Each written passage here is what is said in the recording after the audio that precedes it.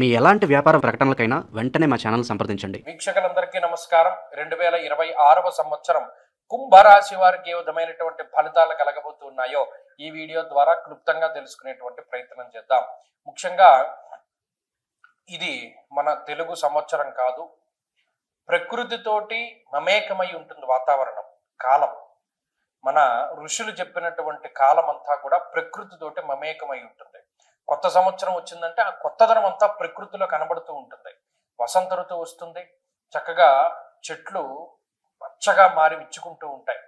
అలాగే ఆహ్లాదకరమైనటువంటి వాతావరణం ఉంటుంది. కానీ ఇది ఆంగ్ల సంవత్సరాలు, ఇది ఒక క్యాలెండర్, ఒక గ్రెగేరియన్ క్యాలెండర్, ఒక రకమైనటువంటి టైం ల్యాప్. అది మారింది. మారడం వల్ల సరే చాలా మంది ఏంటి అంటే, సరే సంవత్సరం మారింది కదండి, మన జీవితంలో ఏదైనా మార్పు వస్తుందేమో అనేటువంటి ఆశావాహులు చాలా మంది ఉంటారు. కాబట్టి వారి కుతూహలం అసలు ఎలా ఉంది గ్రహస్థితి ఈ ఇంగ్లీష్ సంవత్సరంలో అనేటువంటిది కూడా మనం తెలియజెప్పడానికని ఈ వీడియో చేస్తున్నాం. ఇందులో కొంతమంది అతిశయోక్తిని ప్రదర్శిస్తున్నారు. ఏ విధంగా? దీనికి ఆదాయ వ్యయాలు, రాజపూజ్య అవమానాలు, దీనికి అనేక యోగాలు, గజకేసర యోగాలు, ఇంకా వాళ్ళకి నచ్చిన యోగాలు, అసలు గోచారంలో యోగాలు ఎక్కడ ఉన్నాయి, ఇవన్నీ సరే ఈ పంధ అనేటువంటి దాన్ని ప్రజలే చూస్తారు. ఎందుకంటే ఇది కన్సిస్టెన్సీ, ఆ ఫలితాల్లో యాక్యురసీ, ఒక శ్లోకబద్ధమైనటువంటి, సరే శ్లోకం అంటే నువ్వు ఒక్కడవే చెప్తున్నావు కాబట్టి దాని గురించి ఎక్కువగా అనుకుంటావు అని ఒకడు అనుకోవచ్చు. కానీ ఋషిప్రోక్తమైనటువంటి మాట భారతం చెప్పాలి అంటే అందులో ఉండేటువంటి శ్లోకం, ఆంధ్ర మహాభారతం చెప్తున్నామా, లేకపోతేనేమో ఇంకా మిగతా వారు రాసినటువంటి భారతం చెప్తున్నామా, ఏదో ఒకటి బేస్ ఉండాలి కదా. అది ఉండి చెప్తేనే అది ఫలిస్తుంది, లేని పక్షంలో ఫలితం రాదు. సరే, ఇది మీరు ఖండిస్తూ ఉండండి. ఇక మనం విషయంలోకి వెళితే, కుంభరాశి వారికి ఉండేటువంటి గ్రహస్థితిలో వీరికి ఏలినాటి శని నడుస్తూ ఉన్నది. 2వ స్థానమందు ఏలినాటి శని ఉన్నది, శనేశ్వరుడు ఉన్నారు. జన్మ రాశి యందు రాహువు సంచారం చేస్తూ ఉన్నారు.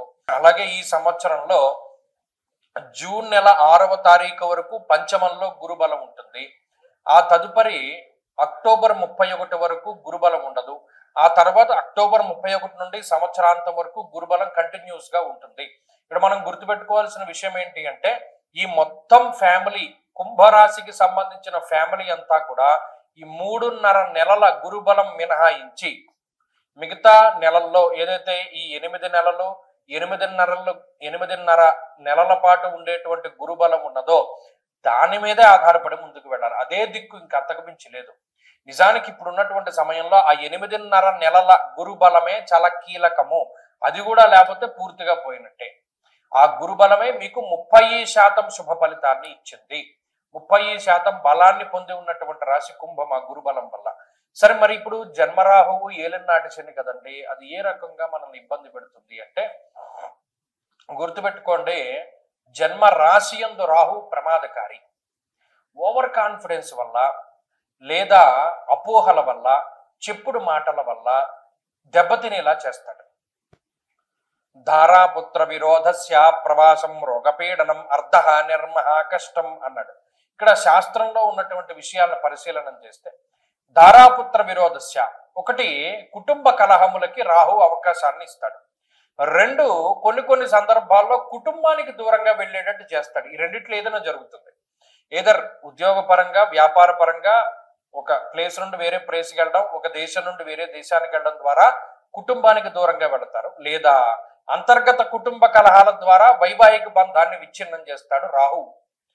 ప్రవాసాన్ని కలగజేస్తాడు. ఇందాక చెప్పుకున్నట్టు వేరే ప్రాంతము, అన్య ప్రాంతము, ఉన్న ప్రాంతాన్ని వదిలి వేరే చోటికి వెళ్ళడము, వేరే దేశానికి వెళ్ళడము, ఇటువంటి వాటికి. అలాగే రాహు ఎంతసేపు కూడా గ్యాస్ట్రిక్ సమస్యలు, వెన్నుపాముకి సంబంధించిన సమస్యలు, అలాగే ఈ చర్మ సంబంధమైనటువంటి సమస్యలకి ఆయన ఎక్కువ అవకాశాన్ని కల్పిస్తాడు. పిట్యూటరీ గ్లాండ్ అని ఒకటి ఉంటుంది శరీరంలో. ఆ పిట్యూటరీ గ్లాండ్ రిలేటెడ్ ఇష్యూస్, ఆడవారిలో ఎక్కువగా వచ్చేటువంటి థైరాయిడ్, పిసిఓడి ప్రాబ్లమ్స్ దగ్గర నుండి అనేక రకాల సమస్యలకి రాహు కారణమవుతారు. అది కుంభరాశి వారు కొంత జాగ్రత్తలు తీసుకోవాలి. తదుపరి శనేశ్వరుని యొక్క స్థితిగతులు, రాహు యొక్క ఫలితం వలనే అతి ఖర్చు అనేటువంటిది చెప్పబడినది. ఎంత ఖర్చు పెడతారంటే, అవసరం ఉన్నా లేకపోయినా లగ్జరీ కోసము, లేదా పక్కవాడి యొక్క మెప్పు పొందడం కోసం, అమ్మో వాడు నన్ను గొప్పవాడు అనుకోవాలి అని మీరు ఖర్చు పెడుతూ ఉంటారు. ఇది చాలా సిల్లీగా అనిపించవచ్చు, కానీ ఒకానొక టైంలో ప్రెస్టేజ్ కొద్దీ డబ్బు ఖర్చు పెట్టిన కుంభరాశి వాళ్ళు చాలా మంది ఉన్నారు. మీరు గమనించండి, గత సంవత్సరం జూన్ తర్వాత నుండి ఈ ప్రెస్టేజ్ కొద్దీ డబ్బు ఖర్చు పెట్టడం, వాడు మనల్ని గొప్పవాడు అనుకోవాలి అని చెప్పి మనం పలానా డబ్బు ఖర్చు పెట్టడం అనేటువంటి పరిస్థితి రాహువే ఇస్తాడు.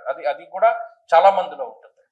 అలాగే మోసపోవడం, బెట్టింగ్, స్పెక్యులేషన్, జూదము, మరే ఇతరత్ర వాటిల్లో ఈజీగా డబ్బు సంపాదించాలి అనేటువంటి వాటి కోసమని డబ్బు ఖర్చు పెట్టి ఆ ధనాన్ని పూర్తిగా కోల్పోయేటువంటి పరిస్థితులకు కూడా రాహువు కారణమవుతాడు. ఇక సదాక్లేశం, వృధావైరం, సతతం కార్యనాశనం అన్నాడు. అనవసరమైన తగువులు, అనవసరమైన విషయాలపైన శ్రద్ధ కలిగించి రూపాయి వచ్చేటువంటి విషయం, పనికొచ్చేటువంటి విషయాలపైన శ్రద్ధ లేకుండా చేస్తారు.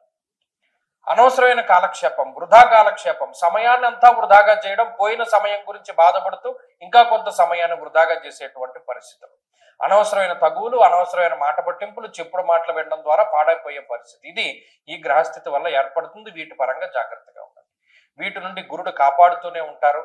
పంచమంలో ఉండేటువంటి గురువు బుద్ధిని ప్రచోదనం చేయడానికి ప్రయత్నిస్తారు. ఆయనకి కూడా మీరు అవకాశాన్ని ఇవ్వాలి. ఎంతసేపు ఇన్నర్ వాయిస్ ఒకటి వస్తుంది, అరే నువ్వు ఇది చెయ్యకు, అటువైపు వెళ్ళకు వెళ్ళకు వెళ్ళకు అని చెప్తున్నా మన అటు వెళ్తేనే బాగుంటుంది అని అనుకుని వెళ్ళిపోతూ ఉంటాడు. So respect your inner voice. ఆ ఇన్నర్ వాయిస్ ని రెస్పెక్ట్ ఇవ్వండి. అదే దైవ బలం. 1-2 సార్లు ఆలోచించండి. ఏదైనా ఒక పని చేయవలసి వచ్చినప్పుడు ఆలోచించి నిర్ణయం తీసుకోండి. గురువు యొక్క బలం, తల్లిదండ్రుల యొక్క అనుగ్రహం చాలా ముఖ్యం. కాబట్టి ఈ బలాన్ని పెంపొందించుకోవడానికి కుంభరాశి వారు ఏం చేయాలండి అంటే, ప్రత్యేకించి కుంభరాశి వారు శని త్రయోదశి పర్వదినాలు, ఎప్పుడైనా శనివారం త్రయోదశి వచ్చినప్పుడు చక్కగా అభిషేకాదులు జరిపించుకుంటూ ఉండడం, ఇంకా శక్తి ఉంది శనేశ్వరుడికి జపము, దానము, హోమము ఇటువంటివి చేసుకుంటూ ఉండడం, తిలదానం అది ఇస్తూ ఉండడం, అలాగే కాలభైరవ అష్టకం, అలాగే కాలభైరవ అష్టములు వస్తూ ఉంటాయి. కృష్ణపక్షంలో వచ్చే అష్టమి తిథి కాలభైరవ అష్టమి, ఆ రోజున చక్కగా కాలభైరవ స్వామి ఆరాధన చేసుకుంటూ ఉండడం ఇత్యాదులు చేయడం. అలాగే ప్రతిరోజు చదువుకోదలుచుకుంటే కాలభైరవ అష్టకం, అది మాత్రం క్రమం తప్పకుండా చేయండి. వీలున్నంత వరకు చతుర్దశి తిథి రోజున, అష్టమి తిథి రోజున ఎక్కువగా కాలభైరవ ఆరాధన, ఆదివారం, మంగళవారం రోజున కూడా కాలభైరవ ఆరాధన మంచిది. కూష్మాండ దీపాలు ఆయా రోజుల్లో పెడుతూ ఉండడం వల్ల కూడా మంచి ఫలితాలు సంప్రాప్తమవుతాయి. కాబట్టి ఈ గురుబలం మీద ఆధారపడి వెళుతూ ఉన్నప్పుడు చక్కగా దైవానుగ్రహం కోసం ప్రయత్నం చేస్తూ ముందుకు వెళుతూ ఉంటే ఖచ్చితమైనటువంటి శుభ ఫలితాలను పొందగలుగుతారు. స్వస్తి.